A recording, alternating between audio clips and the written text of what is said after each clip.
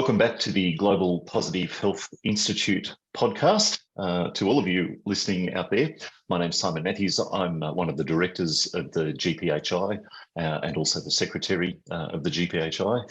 It's my very great pleasure to welcome to the podcast for this episode, Dr. Emanuela Mercore, Hutanu. And we'll be speaking with Emma, as she prefers to be known, very shortly. Emma is a Romanian physician and paramedic. She undertakes both of those roles. She lives in the northwest of Romania in a city called Iași, and has trained in many parts of the world. Trained in medicine and healthcare in many parts of the world, including Japan as well. Emma has recently begun a period of maternity leave, and we will talk about that shortly. But before we dive too far into it all, Emma, thank you so much for joining me today. It's a great pleasure to be here with you, and a great pleasure to be talking to you from your home in Iași. Hello, dear Simon. Thank you for the invitation. It's really a pleasure to be here today, and we will have a lot of things to discuss. I hope so. I'm sure we will. And Emma, it's probably worth me mentioning now that you and I have known each other for quite some time now, and we not only have a professional connection, but we also share a connection around a love of Romania too. And I've travelled to Romania many years ago, and I spent about 6 weeks living in Romania. I absolutely loved the country. I fell in love with the country while I was there. I still have very strong and very fond memories of my time in Romania, and I am thankful that my travels through Romania occurred after the advent of smartphones. And what that means, of course, is that my telephone, which has about 22,000 photographs on it at the moment, still has all my photographs of Romania. So it's very easy for me to simply go back to some of those photographs, look at some of the places that I visited, some of the experiences I had, and immediately recall those wonderful times. So this this conversation that we're having right now is doing exactly that as well. I'm fondly recalling my time in Romania as we speak to each other. Well, I bet Romanian people that met you were happy also to have you there as a tourist and as a friend. And you are very welcome to come back and visit. And we are welcoming you in Bucovina this time. Wonderful. Well, I will absolutely take you up on that. But let's dive in, shall we? And I would love to I'd love to begin, Emma, with understanding a little bit about what drew you to lifestyle medicine. In fact, what drew your attention to lifestyle medicine? How did you even find out about lifestyle medicine? Well, first and foremost, I would like to express my appreciation to you and Liana for this amazing work that you are doing at the Global Positive Health Institute. Thanks to you and Liana, all the professionals in the world have the unique opportunity to discover and to learn more about this amazing tool that is positive psychology. Back in time, how I did discover this, I was having the honor to meet and learn from some of the most influential doctors and researchers in this field. I graduated the courses of T. Colin Campbell, the author of China Study, and back in 2018, I had a wonderful chance to attend the medical internship at the Physicians Committee for Responsible Medicine in Washington, D.C. There I met Dr. Neil Barnard and Dr. James Loomis and their teams. I discovered how the new medical approach of them on how the whole plant-based diet and the lifestyle change can improve the the condition of the patients and even reverse chronic disease. So I think that was the first impact of mine, the first contact with lifestyle medicine. Because back in Romania, we weren't aware about this, concept of holistic approach. And from what you're sharing here, it sounds like you and others perhaps were early pioneers in Romania of lifestyle medicine approaches.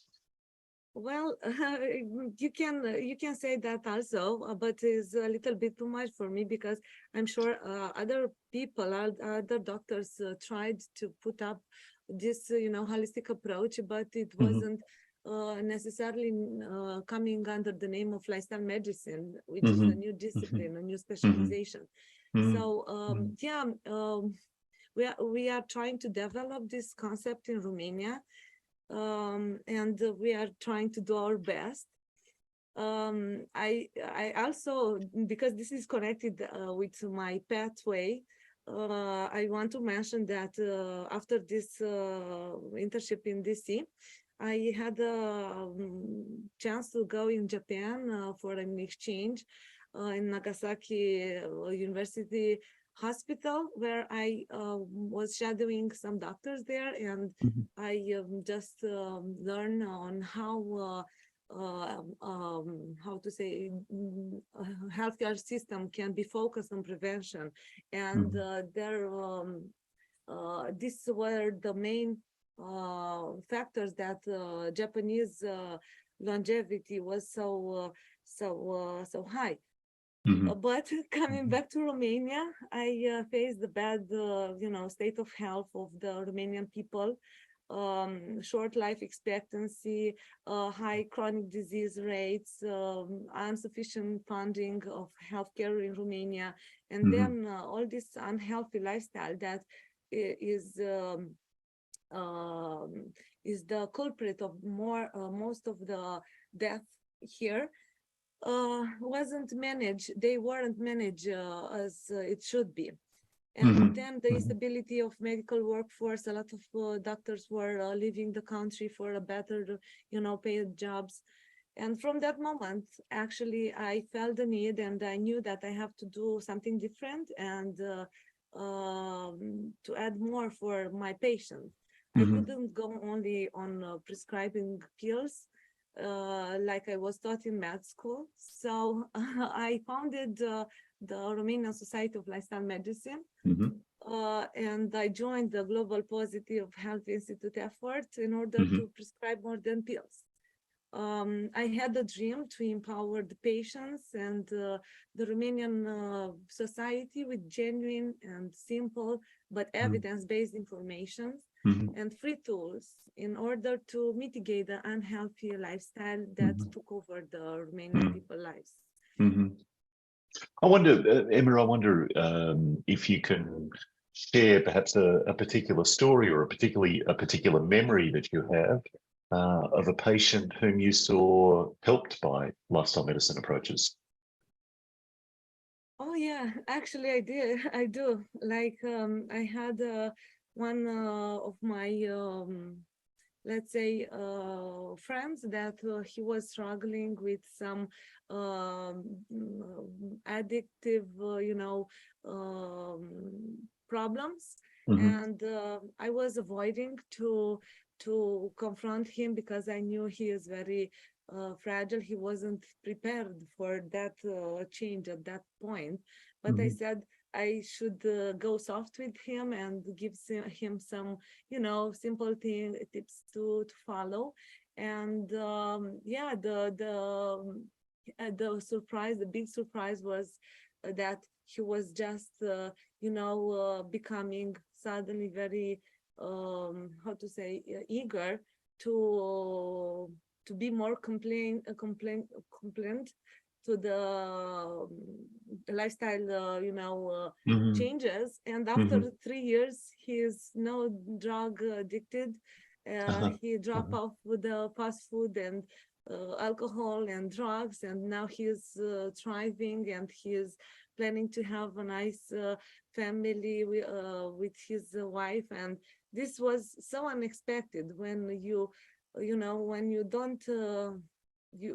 don't expect from the patients to be open for your advices in terms of lifestyle medicine. That can be a trick, because you always have to show them all these options, because you never know who will jump and will apply the lifestyle advices. What I'm hearing in that story you're sharing is that you formed a relationship, formed a connection with this person where he felt important to you, he felt cared for by you, he did not feel judged or criticized by you, and that formed then the basis for him to be able to start making some of those changes. So the relationship between you was really the basis of a lot of that significant change. Of course. Yeah. I worked also for a period of time with arrested people, like people deprived of liberty, and I learned how to deal with these sensitive, issues of each of people, because if you are cultivating a very simple and genuine relationship with the people around you, and you don't become judgmental, and you don't apply the paternalistic, approach of medicine, you can easily have more success as a doctor than instead of being only go and take this prescription and do this, do that. You have to listen to the people, and to be assertive, to in order for them to feel safe and interested to open up and to seek your help. That idea of relationship, of course, it's one of the pillars of lifestyle medicine. Of course, social connection. We also see relationship appearing a lot in positive psychology prescriptions. The idea, for example, of spending time with people whom you love. The idea of cultivating relationships. I'm sure everyone is very familiar with the Harvard Health study that points to the significant impact that relationships have on our health and well-being. I wonder if you could share with us how your awareness of positive psychology started emerging. Sorry, can you come again? Yeah, of course. I wonder whether you could share with us how you started to become aware of the importance of positive psychology alongside lifestyle medicine. I think this was starting from the first interactions of mine as a student with the patients, because we had, like medical students, we had plenty of time to talk and to listen to the patients, and I felt right away how giving them time to open up and to discuss with you is more important than only to be a good doctor, to know a lot of prescriptions and medicine. So I discover from the first second, but in our education, this positive psychology education was lacking, and I was trying to figure out how to find resources, evidence-based, to bring it to my professional life. So this is how I met Liana, and this is how I joined the Global Positive Health Institute, because I was aware that I need more, tools as a doctor to apply with patients, and this really changed the relationship, my relationship with the patients. And I saw with my own eyes how important is to apply this, tools in order to get more easy success when it comes to treatment. So yeah, it's an amazing tool that I discovered. Wonderful. You have a very interesting career in the sense that you're both a family physician and you drive an ambulance around Yash on I think it's on weekends, isn't it, that you do that? So you work as a family physician through the week, and then you operate as part of a paramedic crew on the weekends. I wonder whether you could tell us about the role that you see positive psychology playing, particularly in that intense emergency environment as a paramedic. I worked as a family doctor only when I worked in the police department for the arrested people. But in the last 4 years, I'm working only in the emergency department. So I will have the shift in the morning in the hospital, in the emergency room. And after 3 p.m., I'm working on the ambulance. Wow. So yeah, it is a crazy world out there. Huge number of patients, both in hospital and in pre-hospital department, and very limited time we can dedicate to each of them. We have this problem with a lot of people, and they don't have a medical insurance, and they will call the ambulance, or they will show up to the emergency room only because they don't have a health insurance, not because necessarily they have an emergency thing to address. And this is why in Romania we are facing with a very tough and hard job. We have to see a lot of patients in a shift, and this is challenging. How can I manage to fit a little bit of lifestyle medicine and positive psychology? Well, it depends, of course. When I have, to do a CPR, we don't have to think about lifestyle medicine. But the thing is that, like, let's say 70% of the cases that are showing up in the emergency room, or they are calling the ambulance, are chronic disease that are not very well managed. So all these cases can be, addressed with lifestyle medicine tools and advices. And I don't waste time on giving too many prescriptive pills when I know that, when I'm aware that simple advice to follow regular physical activity every day, to have a healthy diet, and to take care of their sleep is more useful than my prescription. So I'm trying to fit as much as I can lifestyle medicine, because the secret is this is my passion.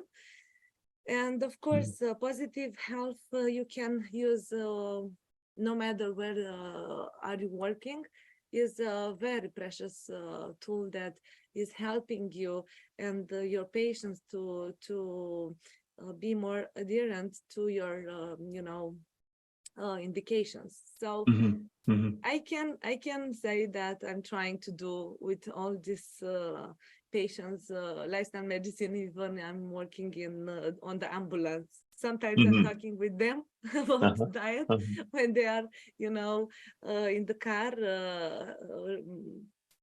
to go to the hospital, and they are very impressed. They are finding doctor who is up to discuss more with them, not only about the pills.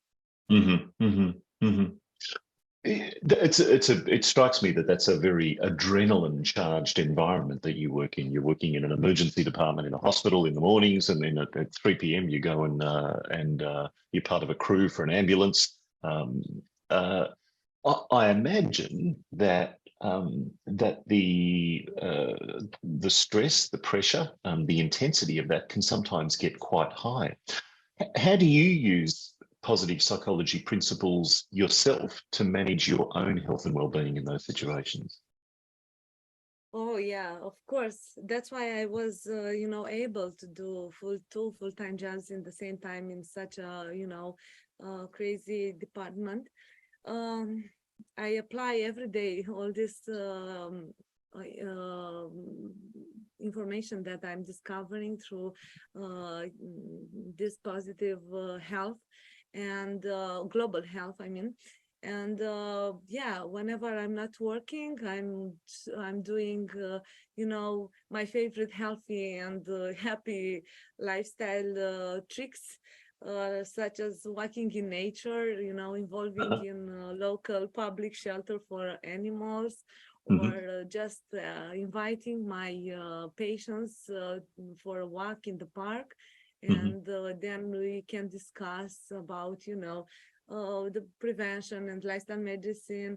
And yeah, we can focus on social connectiveness, which is so important, especially nowadays after this COVID, you know, pandemic that isolated people. And now I think this social connectiveness is a um, very important field that we have to focus Hmm. as human Hmm. beings to Hmm.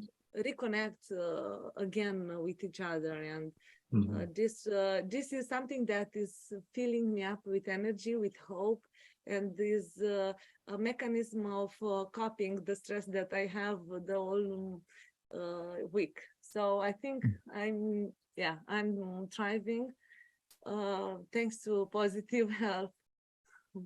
Wonderful, wonderful. Emma, as we're speaking right now, you've just begun a period of maternity leave. Um, just remind me how many weeks pregnant you are? Well, I'm in 34 weeks of 34. pregnancy. 34. Okay, 34 weeks of pregnancy. Wonderful, Less, wonderful. yeah. Congratulations, a great joy on the way. Um, I wonder. I wonder about the ways in which you have applied these principles for your own health and well-being during that period of pregnancy. I wonder if there's anything particular that you can share there. As an pregnant woman, well, I'm trying to be as much optimistic as I can. And Mhm. um, very often I play some nice music, like symphonical music, to get back in the normal rhythm that I need for preparing this home that is the first home of my baby. Uh-huh. I think the most important thing is the positive psychology, and both with healthy nutrition and keeping yourself active during the pregnancy is very important to prepare yourself, your body, and the kid for this world. So I would say that lifestyle medicine is helping me a lot, um, managing this wonderful time that is the maternity. And I'm encouraging all the women to shift towards a more whole plant-based diet during their Mhm. pregnancy, and to Mhm. stay active as much as they can, and of course to keep optimistical, manner of dealing with stress that they are encounter every day. Mhm. So Mhm. this Wonderful. is my secret of of having two full-time jobs, kids on the way, Yeah, and yeah, yeah. yeah. That's a lot to be doing all at once. Yeah, Yes. yeah. Emma, let's imagine that. Let's imagine it's 20 years from now, 20 years in the future. So what year will that be? 2043. Um, Mhm. let's imagine that I bump into your child. I don't know whether you're having a son or a daughter or not, and I don't want you to tell us if you know. But let's imagine I bump into your child. They're now 20 years old. And I say to your child, you know, I know your mum. You know, we've worked together and we've had a lot of conversations together. What's the one thing that your mum told you that you're really thankful for? What do you hope your child is going to say? Because I'm so enthusiastic and living with intensity and passion every moment of my life. I would try to see how to put a seed in his education, and the core will be to cherish life in all the forms that it's you know, evolving. Mm-hmm. And I think this is the most important thing. If you are Mm-hmm. having respect and a passion for life, then Mm-hmm. everything will come natural without, you know, having problems. Mm-hmm. So Mm-hmm. I think this will be my main goal, to make my kid, to convince my kid that life is wonderful, and is a struggle, of course, but is wonderful, and a wonderful gift, and we have to cherish it, no Mm-hmm. matter the situation. Mm-hmm. And teaching your child how to cherish life, teaching them how to thrive, teaching them how to be passionate about living. Exactly. Yeah, yeah, wonderful, wonderful. Now, I know from an earlier conversation that we've had that you mentioned you love symphony music, as do I, and I know you are also a lover of poetry, and in particular the poetic form known as haiku. Um, I wonder whether you could tell us, first of all, but perhaps for those who don't understand, I wonder whether you could explain the haiku form briefly, so that people appreciate that. I would love to know how you became so passionate about haiku, and I believe that you have a particular favourite haiku that you're going to share with us as well. Well, after the Japanese experience in 2019, I discovered the simple way of living of the Japanese people, and the minimalistic way of living, the meaningful life they are having. So I bumped up someday into haiku poem of Kobayashi Isa, and it was such a revealing moment. So basically, haiku poems are very short, you know, poems, are the essence of the, you know, the spirituality, expressed in very short sentences. And of course, the meaningful is not easy. The meaning is not easy to give in another language. But this haiku that I want to share with you today, I think has a good you know, version in English that can be a good pattern to follow.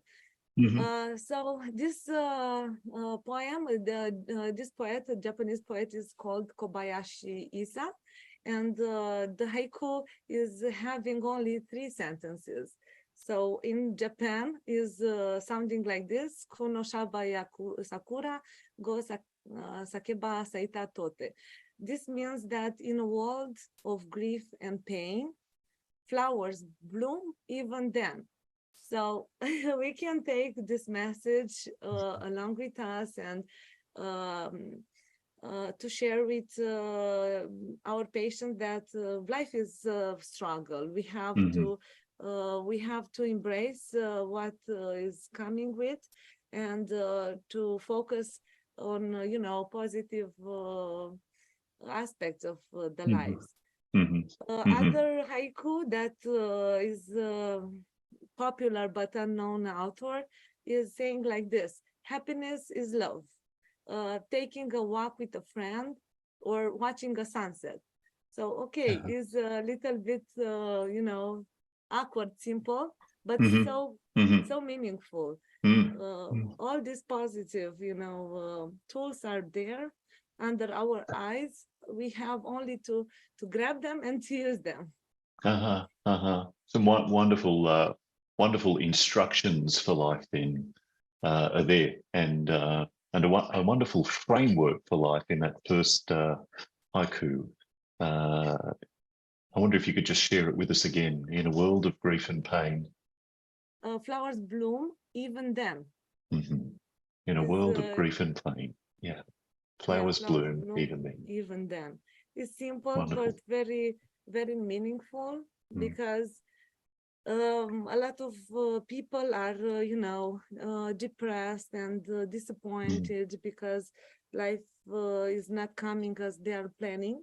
But look, if you're watching the simple things around you, and you can, cultivating this gratefulness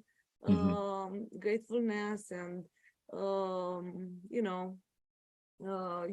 you can thrive with small and little things. You don't need too many to thrive. And Emma, thank you for being one of those things that blooms in a dark world. Thank you for spending this time with me this afternoon, and for sharing a little of your story.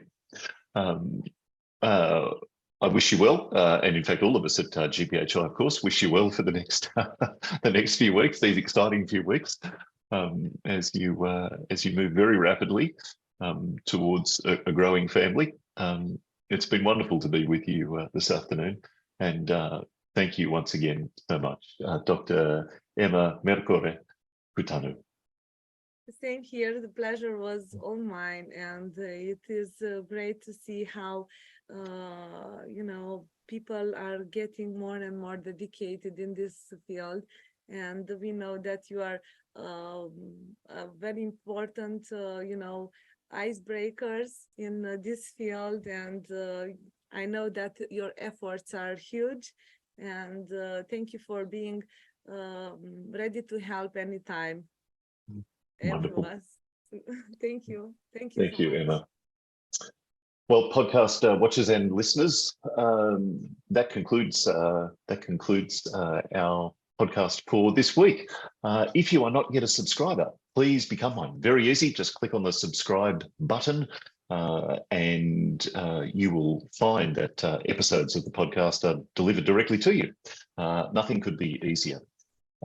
If you're curious to find out more about the work of the Global Positive Health Institute, then follow the URL link as well, and you can learn more about the great work that Global Positive Health Institute is doing.